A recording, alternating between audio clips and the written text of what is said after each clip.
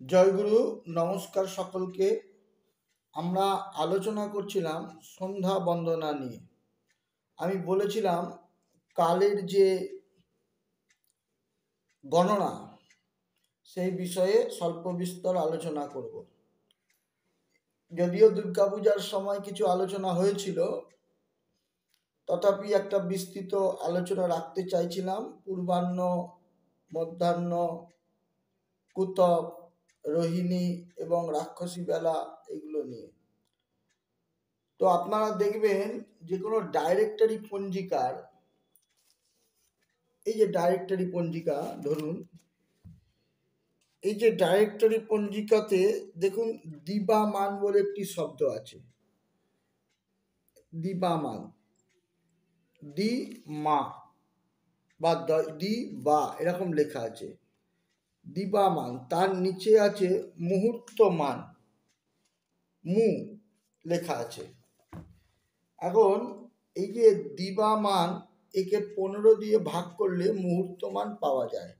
Directory পঞ্জিকাগুলোতে দিবা দেখবেন লেখা আছে 32 বা 30 অবলিক 15 অবলিক 20 এরকম লেখা থাকে।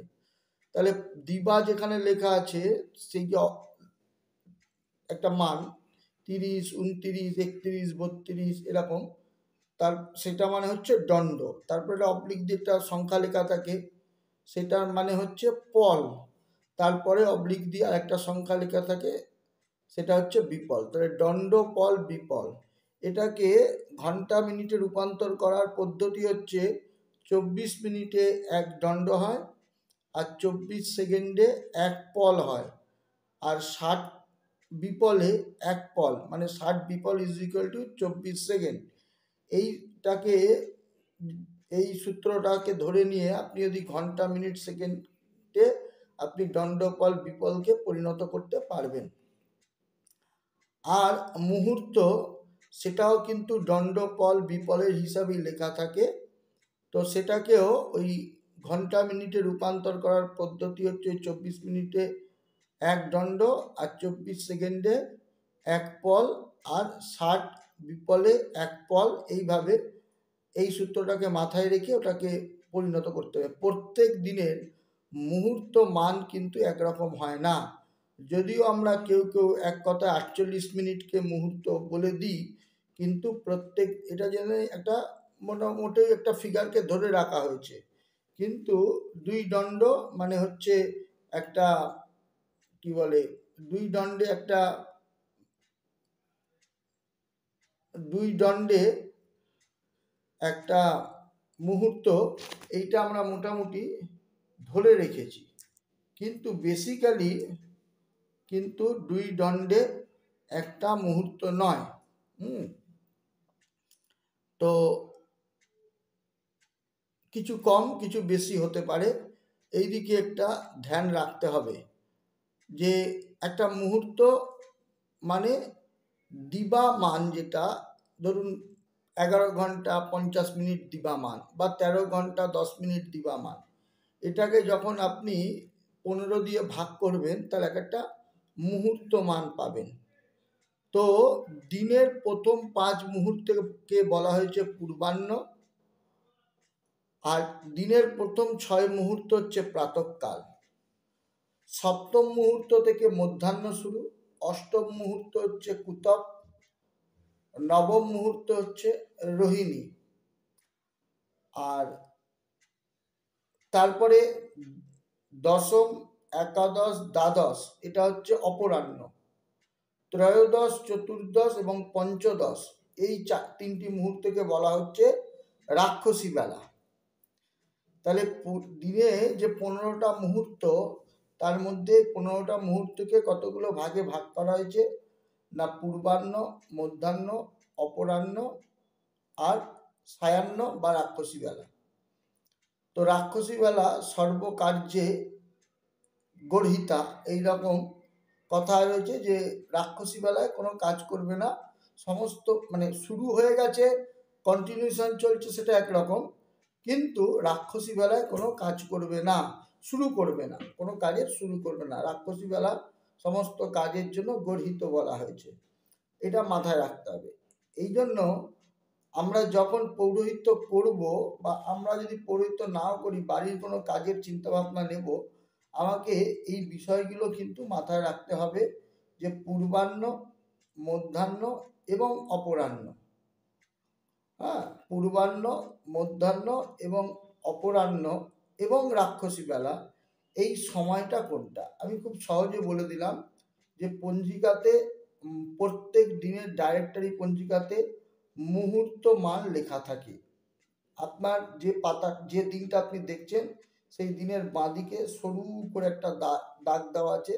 দাগের বাঁ পাশের অংশটা খুব সরু করে দিবা রাত্রি এই যে লেখা আছে, তার মানে হচ্ছে রাত্রিমান, দিবামান, তার নিচে মুহূর্তমান, হ্যাঁ, তার নিচে কাল সমীকরণ, তার নিচে বিষুবকাল, তার নিচে রবি সংক্রান্তি বা রবিক্রান্তি, হ্যাঁ, রক্রা লেখা থাকে, অর্থাৎ রবিক্রান্তি, এইভাবে সব লেখা রয়েছে। এবার আপনাকে যেটা কাজটা করতে হবে সেটা হচ্ছে ওই মুহূর্তটাকে আপনাকে ক্যালকুলেট করতে হবে। একটা তো হিসাব আমি বলে দিলাম যে দণ্ডফলকে মিনিটে পরিণত করলে আপনি যোগ দিতে থাকলে বেরিয়ে যাবে। আর একটা উপায় হচ্ছে যে আপনার সূর্যোদয় থেকে সূর্যাস্তর মধ্যে যে ডিউরেশনটা, ওইটা যদি বের করে নেন যে সূর্যাস্ত বিয়োগ সূর্যোদয়, এটা বিয়োগ করলে যে মানটা পাবেন তাকে যদি আপনি 15 দিয়ে ভাগ করেন তাহলে হচ্ছে মুহূর্ত মান পেয়ে যাবেন। এই মুহূর্ত মানকে আপনি যখন হচ্ছে 15 দিয়ে পান পেলেন, এবার প্রথম 5 মুহূর্ত, ওই এক একটা মুহূর্ত যে মান পেলেন তাকে 5 দিয়ে গুণ করুন। 5 দিয়ে গুণ করলে যেটা যে মানটা পাবেন তাকে সূর্যোদয়ের সাথে যোগ করলে, যেটা যোগ করলার পরে যে সময়টা পাবেন সেখানে হচ্ছে পূর্বাহ্ন শেষ হয়ে গেল। তারপরে আবার যদি আরেকটা মুহূর্ত যোগ দেন তাহলে ষষ্ঠ মুহূর্ত শেষ হলো, তার মানে প্রাতঃকাল শেষ হলো। তারপরে আবার 3 মুহূর্ত যদি যোগ দেন তাহলে হচ্ছে মধ্যাহ্ন শেষ হলো। আবার 3 মুহূর্ত যোগ দিলে অপরাহ্ন শেষ হলো। সপিণ্ডীকরণ শ্রাদ্ধের ক্ষেত্রে বলা হচ্ছে অপরাহ্ন হচ্ছে মুখ্য কাল। হ্যাঁ, প্রেতশ্রাদ্ধে কুতপকে শ্রেষ্ঠ বলা হচ্ছে, অর্থাৎ অষ্টম মুহূর্ত, তার মানে সপ্তম মুহূর্তে শুরু করতে হবে, নবম মুহূর্তের মধ্যে শেষ করতে হবে। এবার প্রেতশ্রাদ্ধ, এইরকম যে বচনগুলো শাস্ত্রে রয়েছে এটা কিন্তু নিজেকে ক্যালকুলেশন জানতে হবে। সুতরাং এটা মাথায় রাখতে হবে যে আগে কি হতো, আগে হচ্ছে পুরোহিতরা পৌরোহিত্য করতেন এবং পুরোহিত এবং যারা জ্যোতিষী তারা প্রত্যেকেই ক্যালকুলেশনগুলো জানতেন। এখন আমরা খুব কম সংখ্যক জ্যোতিষ রয়েছেন যারা ট্র্যাডিশনালি জ্যোতিষ পড়াশোনা করেন, তারা এই ক্যালকুলেশনগুলো জানেন। নইলে কিন্তু অনেকেই এই আছেন, এটা আমার বলাটা হয়তো উচিত নয়, তবু আমি বলছি, অনেকেই কিন্তু আছে এই মুহূর্ত নির্ণয় বা মধ্যাহ্ন আজকে কটায় লাগছে কটায় ছাড়ছে, অপরাহ্ন আজকে কটায় লাগছে কটায় ছাড়ছে, এই কালগুলো কিন্তু জ্যোতিষী, কিন্তু এই জ্যোতিষী হলেও তারা কেবলমাত্র ওই কুষ্টি বিচার বা মানে কোষ্ঠী বিচার, হাত দেখা, এর মধ্যেই সীমাবদ্ধ রয়ে গেছে। এর বাইরে কিন্তু বেশিরভাগ লোকই আর বেরোচ্ছেন না। যে এই যে ক্যালকুলেশনের ব্যাপারগুলো থেকে সবাই কিন্তু কম বেশি সরে যাচ্ছে, কারণ অঙ্কের ব্যাপারে কেউ আর প্রবেশ করতে চান না। কিন্তু পুরোহিত এবং জ্যোতিষদের এগুলো কিন্তু জানতে হবে। না জানলে পরে কি হবে, এই যে কাজের জ্যোতিষ, আমরা যে বৈদিক জ্যোতিষ করে কথা বলি, বেদে জ্যোতিষের মুখ্য কার্যকারিতাই হচ্ছে যে কর্মের কালকে নির্ধারণ করা, কখন আমি কোন কাজটা করব, এই নির্ধারণ করাটাই হচ্ছে জ্যোতিষের মুখ্য কাজ। তাই আপনাকে কিন্তু এই বিষয়টা জোর দিতে হবে এবং জানতে হবে, বুঝতে হবে।